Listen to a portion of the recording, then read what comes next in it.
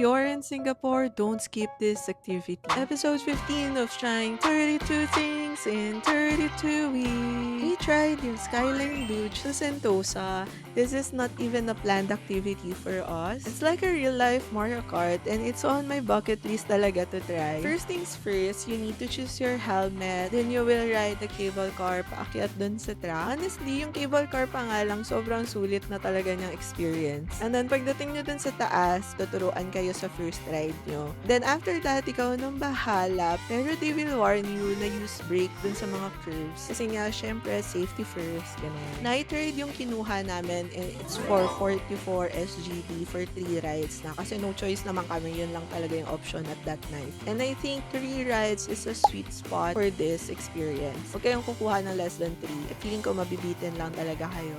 For me kasi yung unplanned experiences, yung pinaka-memorable. This is a super worth it activity if you're planning to visit Singapore or Sentosa soon.